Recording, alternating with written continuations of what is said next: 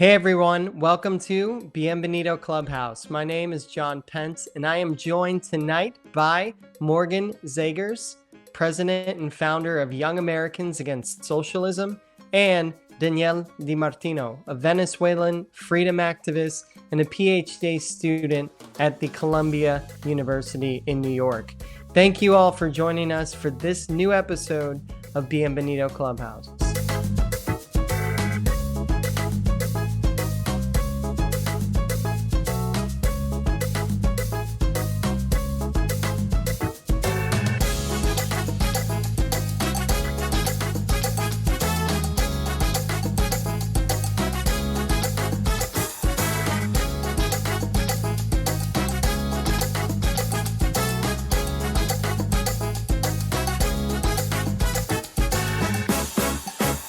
Now, I'm going to start with the obvious. Morgan, you are speaking with young Americans every day about the horrors of socialism in all of its forms, democratic or otherwise. Why does it seem, at least in the mainstream media, that socialism is on the rise in America? And what are you hearing? Well, the general concept that I have is that the rise of the support of socialism all leads back to, first of all, an issue of really great intentions that our generation has, but coupled with an incredible ignorance. And I'm not, insulting my generation at all. I just truly believe so much of the basics of history, economics, policy, current events, civics, those very important topics were left out of middle school and high school education. And that's translating into our students then going to college, being lied to even more, and then being sent off into the adult world. And to follow that, the numbers prove that. So there was a study by Victims of Communism. I think in 2019, the first numbers that shocked me came out showing that 70% of our generation would vote for a socialist. But the 2020 numbers, even though they showed that same level of support, they also decided to ask the kids, do you trust the government? And only 5 to 6% of the same group that said they would choose socialism trust the government. And that to me is very optimistic. I'm hopeful because of those numbers. And I think if we reach young people, we'll be able to remind them that classical liberalism and capitalism are really the best ways to achieve true progress in society. So that's the mission that we've taken on, reaching young Americans with some of the most basic truths about history, economics, policy, and civics.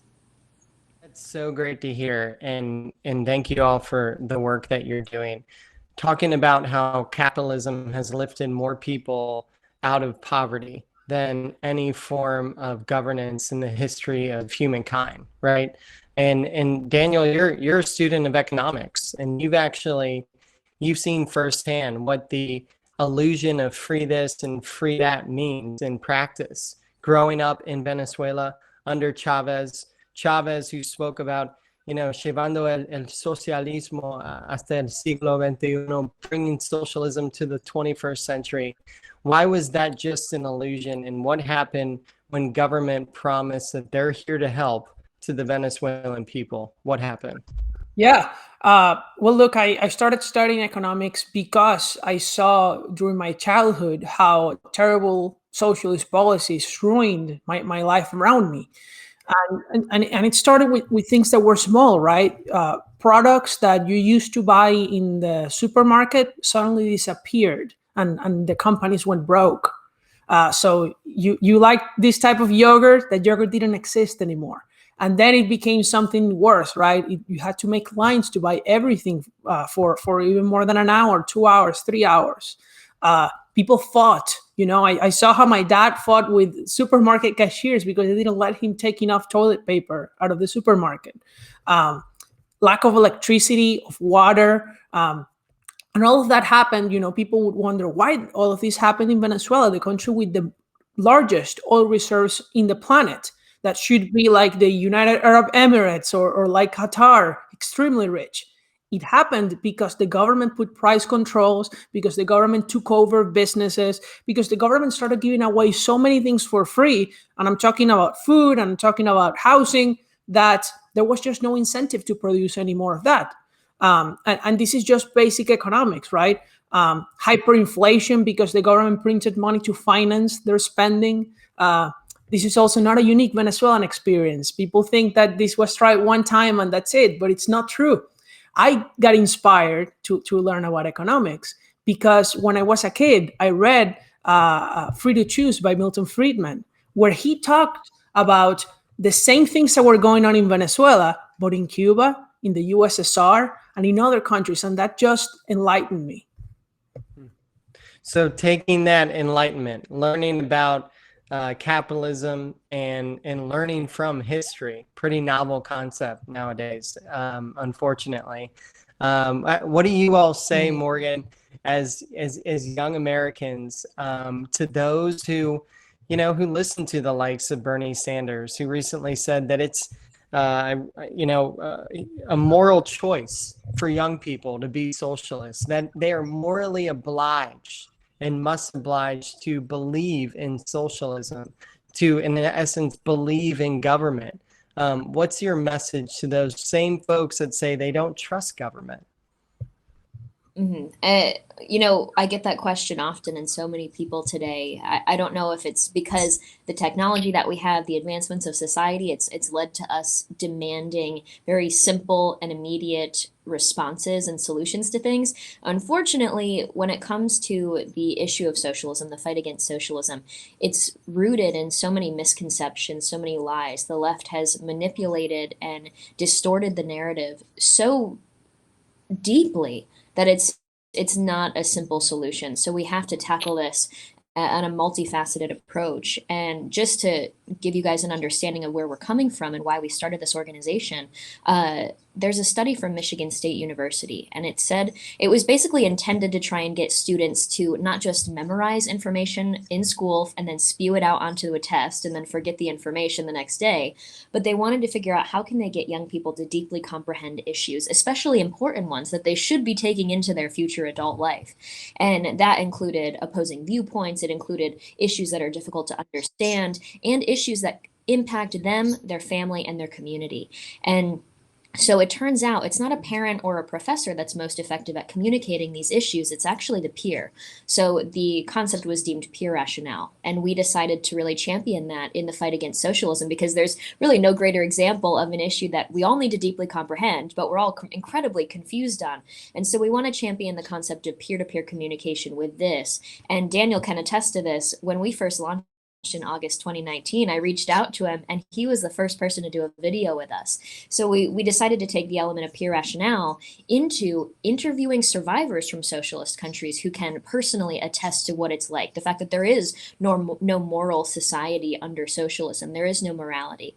And so having that element of peer-to-peer communication, firsthand testimony combined was so powerful, because on top of us not really being the most effective communicators when it comes to socialism and a lot of these issues that require a more emotional base, the conservatives really aren't the best at storytelling, and they aren't good at making the emotional moral plea. So firsthand testimony adds that to our playbook, and those two tactics have really been successful for us. So we want to champion those moving forward. But there's really no greater way to do it than interviewing people like Daniel, who have lived through it and can paint a very vivid picture of what it's actually like to live under these policies. I had no idea, Morgan, that there was this University of Michigan study. That is fascinating. Yeah. And yeah, I mean, it shows what I think is true, right? That peer-to-peer communication is important. Now, what I tell to people who say are not young, right, and are listening to us, and they want to avoid their kids from becoming socialists or things like that, and that is a common thing among conservatives, right? Because we generally our voter base is generally older. How do we change things? How can we get involved? And what I say to everybody is that we can have a huge impact on everybody around us.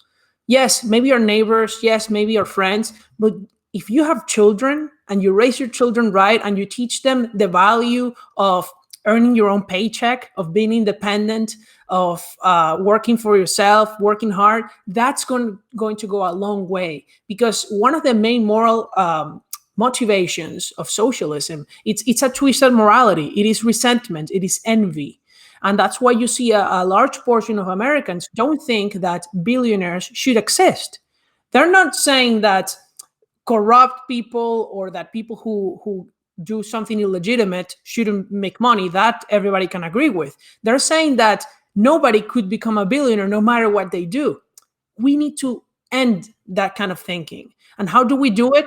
Yes, reforms in schools, yes, public policy, but most changes start in the family, and that's where we need to nail our argument in.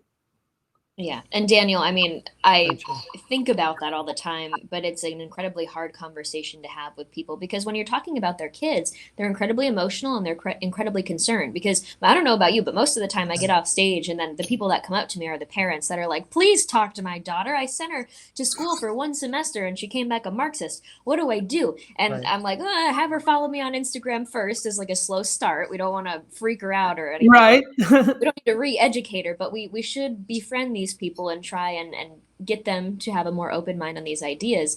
But what concerns me is so many people assume if we just reform school curriculum, we will solve it. And I don't know if you guys have noticed this, but there's a trend on Twitter to like make fun of what we're learning in school and like, oh, we're forced to learn the Pythagorean theorem, but then we don't learn how to do our taxes. And we're forced to learn XYZ about calculus in school, but then we don't know how to change a tire when we graduate high school. And I can't help but think maybe the problem is that we're relying on the government to teach our children how to be functioning adults and how to be strong individuals. So, like I said, this is multifaceted. To assume that every parent is going to be able to teach this to their kid, again, also naive, but it would be ridiculous for us to assume that this would all be solved if we just had the government take on the challenge of making responsible individuals. I would say some immediate thoughts that I have, like when I have kids, I definitely have things that I want to do. First of all, they're not going to government school, but I've heard of parents doing things like buying their child a vending machine and then teaching them what that looks like every week, visiting the vending machine that once a week, filling it, restocking it, buying the supplies that are needed, and seeing the difference in revenue. So I think that fun ideas like that are ways to at least introduce the concepts of business and working hard to earn money into a younger individual. That's great. And it makes me think about the difference between indoctrination and education. You know, teaching your children how to think, not what to think, right? And a classical liberal education is about the pursuit of knowledge. It's about how to critically think. Morgan, it's about how to debate issues, how to see things from different vantage points and compete on the ideas. But unfortunately, what we're seeing is this cancel culture, right?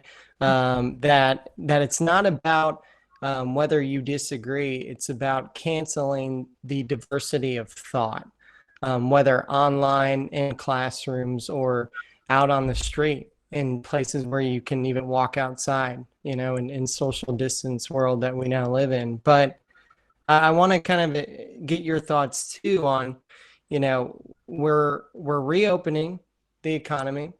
I just read today that, you know, GDP is looking strong. Those who want to get vaccines are getting vaccinated.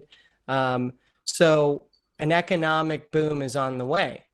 However, we also now have a President Biden, who's talking about raising taxes. He's talking about building back bigger and better government, bigger than ever before.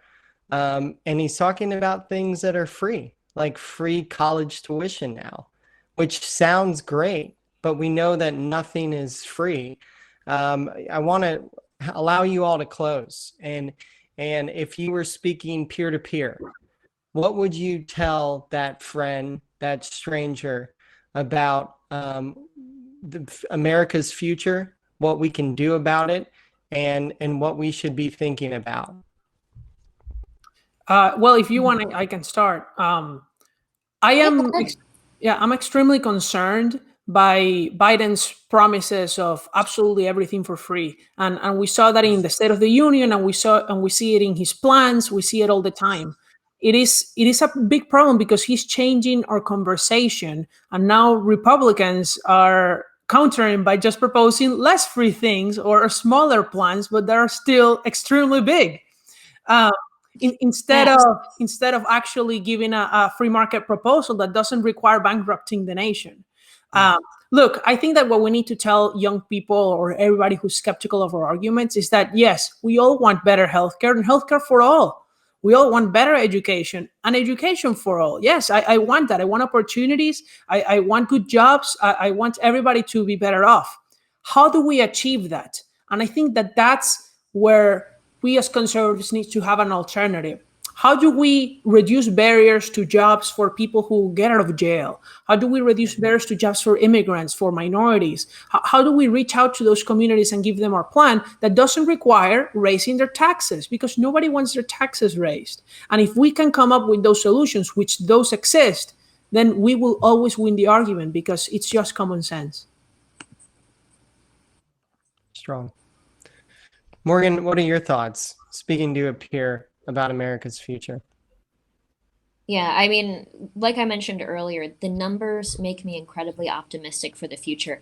And usually when I'm talking to somebody who is confused, they usually align left and they're definitely more interested in learning because I think 2020 and 2021 really shocked a lot of people. It sent a shock through the system of many young Americans, and that's because the numbers prove only 5 to 6% of our generation trust the government. So I think some really important things, you mentioned this a little bit earlier, critical thought and the ability to compare and contrast situations is so important, especially when we're talking about policy, economics, and progress in a country. Right now, we have no ability as Americans to compare, and especially use this for comparative history, for understanding we've come so far and we have so much to be appreciative of. And instead, right now, you have groups like Black Lives Matter, you have critical race theory, you have the 1619 Project, and they are promoting the concept that everything must be deconstructed and rebuilt instead of building on the progress and achieving progress in even more ways than we already have. But getting back to that number of only 5 to 6% of Americans trusting the government, when I talk about capitalism, a lot of people, I'm always called like the evil, rich, capitalist girl, Republican, conservative. They have all these attacks for us just because we're capitalists, as if we're like the evil, rich monopolists. But really, capitalism is about the people having as much power as possible.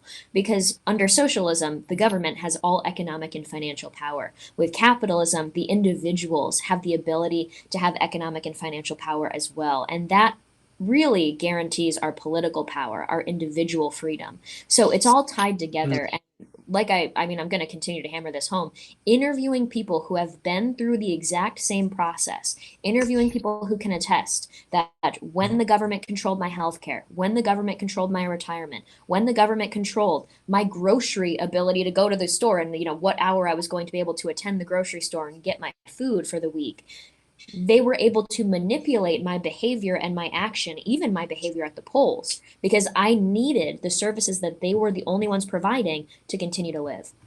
So I do believe that people telling these stories, first of all, establishing the initial promises that were given to them by the socialists as they were gaining power, when they were giving all those, fluffy promises, and then what happened in the end, the results, and the fact that what was controlled by the government is then put over your head and used as a carrot on a stick.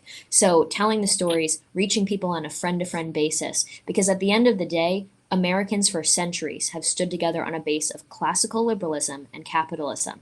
And now we've seen this growing faction of not just economic socialists, but instead leftists, authoritarians, who want to cancel anybody who disagrees with them, remove them from the public square, remove them from positions of power, and cancel their free speech and their ability to question authority and the leading, majority. So all of these concepts are really important. And if you communicate in a friendly way, and I don't mean we have to friend leftists, but if you communicate in a peer-to-peer fashion with the people in your life, it's going to be the most effective way to reach hearts and minds. That's great. Well, I'll close out this Bienvenido Clubhouse by saying thank you. Thank you to everyone listening. Thank you, Morgan. Thank you, Daniel, for your leadership. Daniel, we're going to need you as a PhD economist to compete on the ideas very soon for a better capitalistic market here in America. And Morgan, continue everything you're doing. Morgan, to close out, where should folks go if they want to get involved with Young Americans Against Socialism? Well, if you have young people in your life that should view our educational content on history, economics, policy, civics, or if you want to join our movement, we also have internships. You can go to fightsocialism.org. And thank you guys for letting me plug that. It's really just a great resource for young people and for older who are interested in understanding the issue at a greater way. So thank you so much. That's awesome. Thank you all. And thanks for tuning in to Bienvenido Clubhouse. Take care.